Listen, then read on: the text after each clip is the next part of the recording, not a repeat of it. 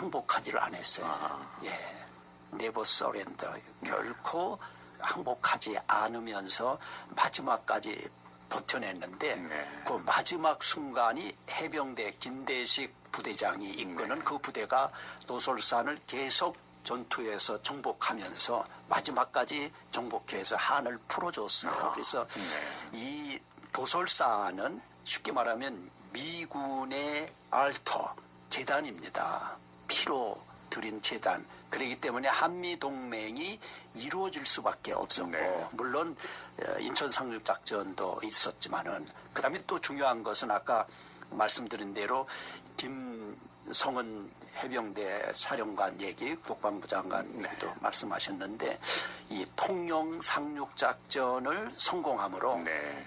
이게 이제 대구 지역 다부동 전투 뭐 이렇게 그 다음에 서울 수보 이런 모든 것에 관문을 연 것이 최초의 통영 상륙 작전. 네. 예, 그 뭐 해군하고 해병대가 이제 주력 부대가 되어 점령하면서 예, 쭉 올라와서 오늘의 남한을 지켜낼 수 있었다고 하는 것. 여기에 정신을 심어준 사람이 바로 손원일 제독. 그렇군요. 그 손원일 제독의 아버지는 애국투사. 네. 근데 기이한 비하인드 스토리가 하나 있는데 인천 상륙작전에 손원일 제독이 상륙작전을 핍니다. 네. 그 다음에 이쪽을 점령하고 있던 부대는 김일성 부대 공산당입니다. 근데 김일성이라고 하는 이 사람이 손원일 제독 집에서 한 5년 살았는데 손원일 제독이 일찍 돌아가시는 바람에 이 양반이 탈선했습니다. 프로니가리 됐어요. 네. 그래서 소련 공산군에 들어가갖고 저실을 해갖고 이렇게 의형제 간의 싸움을 벌였는데 신앙을 가진 손원일 제독이 승리하고 김일성이가 되고 네. 이제 그런 비하인드 스토리를 생각해 보면 신앙을 갖냐 안 갖냐 이것은 나라의 흥망성쇠하고 같다는 거죠. 그런 면에서 미군의 신앙 정신 또 한국군의 신앙 정신은 이게 same 그 이식을 받은 이승만 대통령이 심어준 거기에 제일 앞장서신 분이 해군 창설자 손원일 제독이었다고 하는 거. 네. 그걸 우리 국민들이 좀 알면 좋겠어요. 그렇군요. 참 귀한 말씀 지금 전해주셨습니다. 예. 잘 알려지지 않은 내용들인데요. 그럼요. 네, 우리 가운데 참 많은 도전이 되어지기도 하고요. 참 유익한 이런 내용이었습니다. 네, 감사드립니다. 제가 이제 아까 해군산업 교훈을 말씀하셨는데 손원일 제독이 하여튼 군을 창설하고 1년이 지나서 인재를 키워야 된다. 네. 그래서 해군사관학교를 만드는 거예요. 그때는 사관학교, 병학교라고 그랬죠. 그 교훈이 뭔가 하면은 진리를 구하자. 네.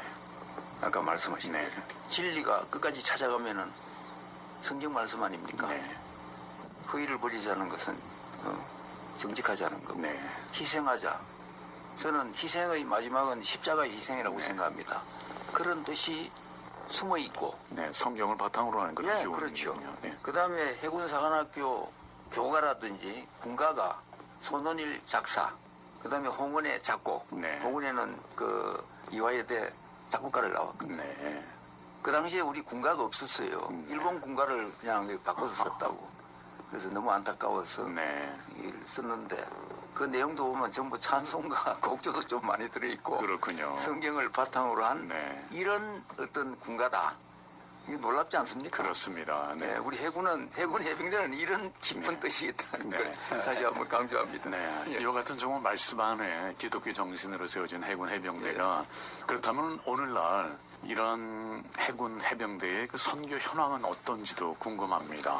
네. 일단 그 6.25 전쟁 때 그러면은 어떻게 우리 믿음으로 세운 우리 해군이 해병대가 큰 역할을 했느냐는 걸 좀 소개를 드려야 되겠습니다. 6.25 전쟁이 일어나기 1년 전에 우리 해군에는 36척의 함정이 있었어요. 네. 군함. 네. 그런데 그 군함이 포가 달린 군함이 하나도 없어요. 아, 네. 소병기 군함입니다. 네. 예. 그래서 손원일 제독이 어떻게 하면은 포 달린 군함을 만들 수 있을까? 그때 뭐 기술이 있습니까? 돈이 있습니까? 그 당시에 또 미국에서는 지원을 해주지 않아요.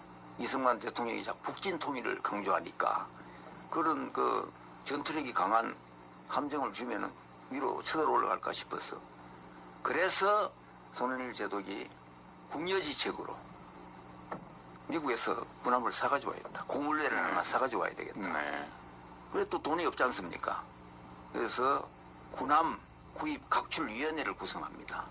4개월 동안 장교 10%, 그 다음에 부사관 8%, 병까지도 5% 4개월 동안 자기 봉급을 냅니다. 네. 그 당시 장교 봉급이 얼마냐 하면은 쌀 한 가마였습니다. 그 중에 한 대를 내는 거예요. 네. 그런데도 한 명의 불평분자가 없었답니다. 그 놀라운 일 아닙니까? 네, 이 세계 역사에 네. 찾아볼 수 없어요. 네. 군인들이 군함을 자기 돈을 내서 사가지고 온다는 게.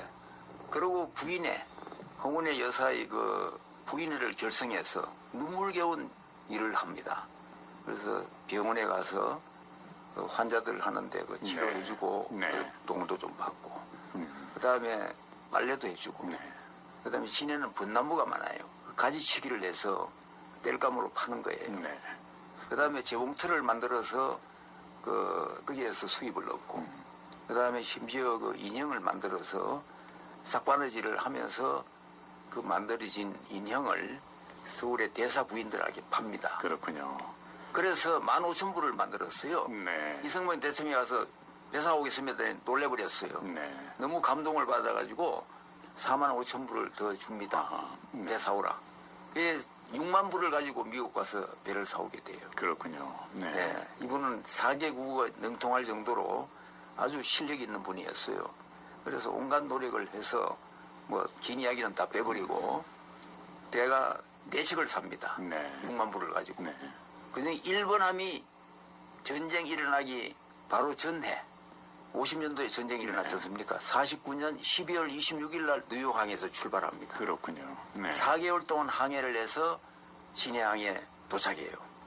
그런데 포를 안 주는 거예요. 다 떼버리고 준 거예요. 그래서 하와이에 와서 하여튼 무기상을 통해 가지고 장착을 합니다. 네. 또 포탄을 안 주는 거예요. 아하. 네. 괌에 가서 포탄 3인치 폭탄 100발을 구입합니다. 그래서 진해항에 도착한 건 4월 1일이야. 전쟁이 일어나기 2달 전이에요. 그렇군요. 네. 여기는 엄청난 의미를 지닙니다. 2달 동안 그 4개월 항해를 하고 왔으니까 정리를 좀 해야 되잖아요. 그러자 6.25 전쟁이 터진 거예요. 6.25 전쟁은 어디서 터졌느냐? 휴전선이 무너졌다고 보지요. 동해안 옥구 북계 상륙정이 3시 30분에 상륙을 했습니다. 그러니까 휴전선을 넘은 거는 훨씬 그 전이에요. 네. 그냥 긴급 출항을 시켰죠. 네. 나가다가 이상한 상선이 하나 있는 거야. 진양에 출항해서 긴급 출항했는데 거기 군인들이 왔다 갔다 해요. 그래서 이상해서 추적을 했죠.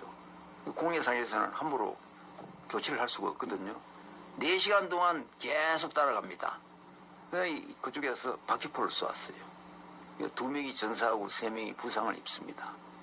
그때부터 이제 적성 선포를 하고 조전이 붙은 거예요. 네. 그래서 그 당시에 포탄을 20발 쏘았다 그럽니다. 네. 10분 동안 전투가 벌어졌는데 그 중에 5발이 명중을 해서 아하. 침몰을 시켰어요. 예. 저는 함장을 3번 해봤기 때문에 그 당시에 어떻게 싸웠을까 하는 걸 좀 적나라하게 말씀드리고 싶은데 너무 시간이 많이 가니까 오늘 생략하고 네. 예. 그래서 침몰을 해서 거기에 누가 타고 있었느냐?